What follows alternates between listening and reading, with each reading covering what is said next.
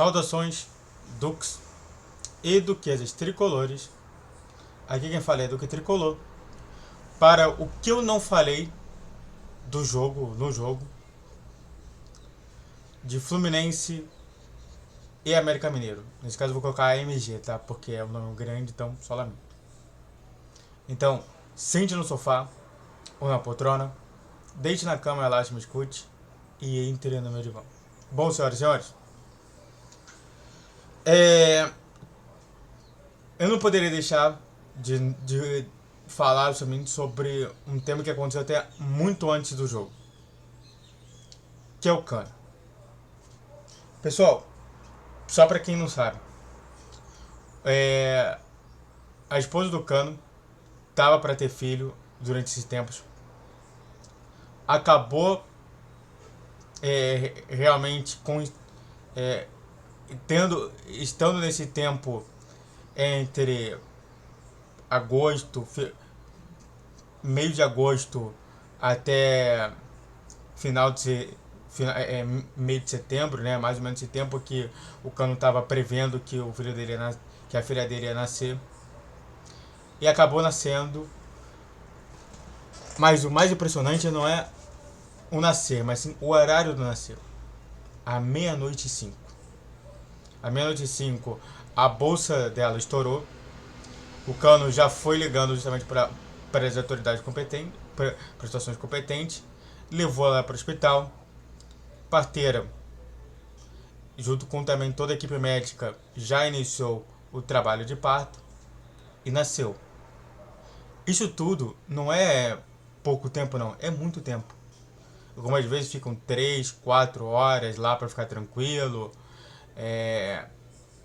Você também tem ali toda uma situação ali complicada no parto. Então, os exames que são feitos logo após o bebê nascer. E aí, eu te falo, isso tudo ficou passando. O Cano ia jogar no dia seguinte. O que eu tô te falando é o seguinte, gente.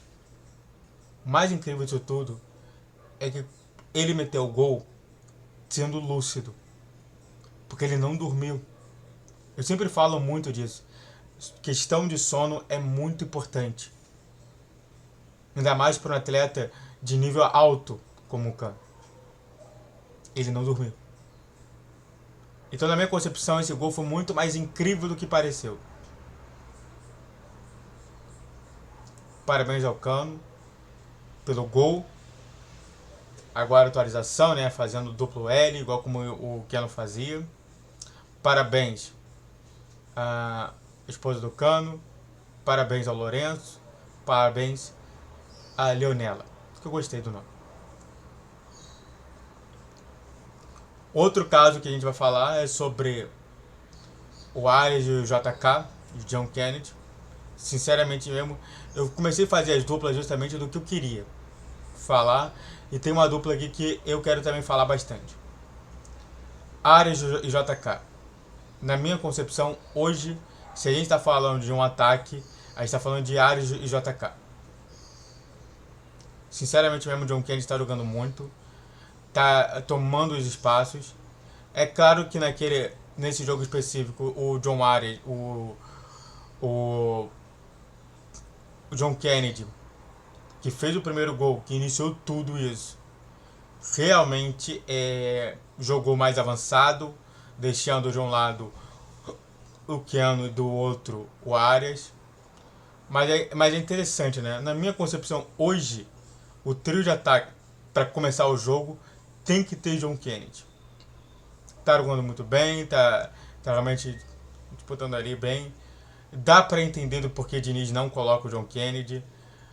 Até porque é uma outra situação no jogo e parece que o grande problema seria ter um ponta. Então, e o Arias, excepcional, melhor jogador, já falei muito dele. Melhor jogador do Fluminense hoje, disparado. Espero que ele continue assim. Na volância, se a gente pode falar de uma dupla, na minha concepção, eu não vejo tanto futuro no Martinelli como realmente o segundo volante. Não vejo também com o Lima, que diversas vezes joga mal. Na minha concepção, hoje, a dupla de volantes que eu iria para o jogo do Olímpia seria Alexander e André. Alexander realmente pode ter esse problema somente da volta do campo. André, que está jogando muita bola, é um cara que é seguro quando está na zaga, é seguro quando está como volante. Então, eu gostei muito. Desculpa falar várias vezes, mas os dois são insuperáveis nessa dupla de volante.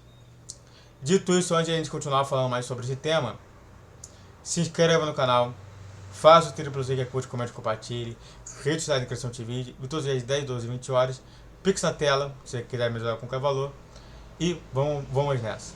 Vamos falar mais sobre isso. Marlon e Nino. Na minha concepção, é óbvio que Felipe Melo não tem como ter qualidade suficiente para fazer isso.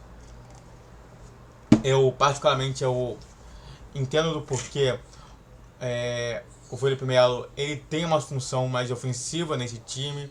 Ele sabe realmente distribuir a bola. Ele é um cara até mais seguro na questão das trocas de passes. Mas eu ainda prefiro justamente um jogador que possa se envolver na velocidade. Aliás, ficou claro no jogo contra o América Mineiro que os jogadores entendem que há uma fraqueza imensa no Fluminense, e essa fraqueza se chama velocidade. Não é à toa que a gente teve sempre dificuldade com o Botafogo, que sempre jogou nesse esquema de velocidade. O próprio Flamengo também jogou nesse esquema de velocidade. E a gente tem que repensar sobre a questão do Felipe Melo. Então, na minha concepção, a gente pode falar de uma dupla Marlon e Nino. Nino muito veloz. Diversas vezes o lateral, ou até mesmo ponta, tentou ganhar na velocidade e perdeu. Igualmente o do Marlon.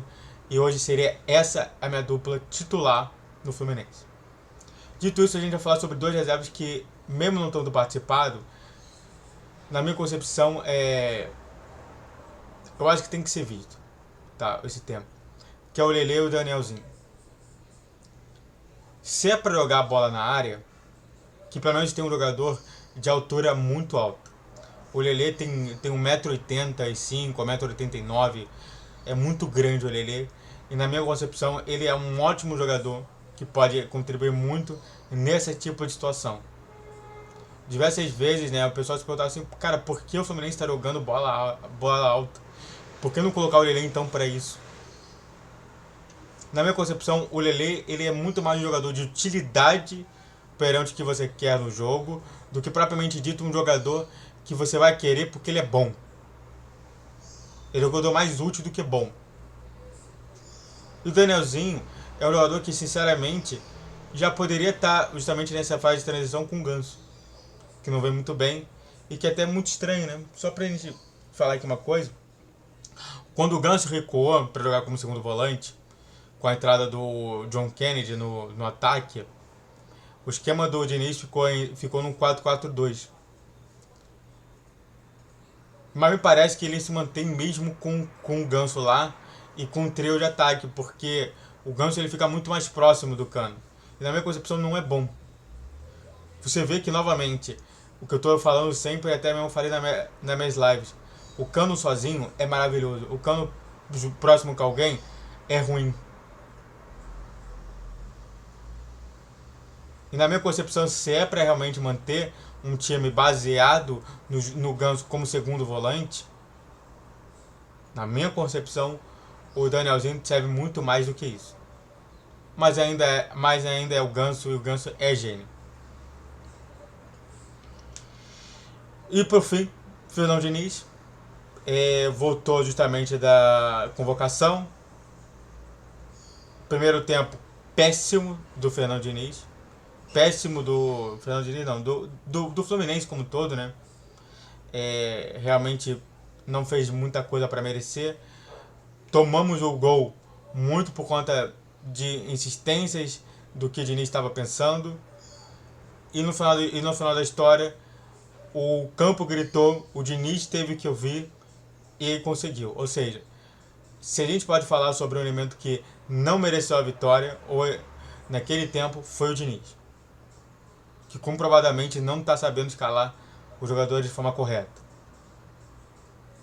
Aliás, uma coisa que me deixa muito triste desse time atual é que os zagueiros estão servindo como armadores. E não é assim que funciona. Espero que o Fluminense melhore. E foi muito bom ter o América Mineiro como time, né? Para treinar, porque o próprio Olímpia é dessa maneira. O Olímpia tá perdendo. Tá perdendo. Possivelmente o goleiro titular deles talvez não venha. Isso é muito importante. Muito obrigado a todos que assistiram. Eu fico por aqui. Se inscreve no canal. Faça o triplo C que é curte, comente, compartilhe. Redes sociais de criação do vídeo. E todos os dias 10, 12 e 20 horas. Pix na tela. E eu não falei de Fábio hoje. Salve, Tricolor.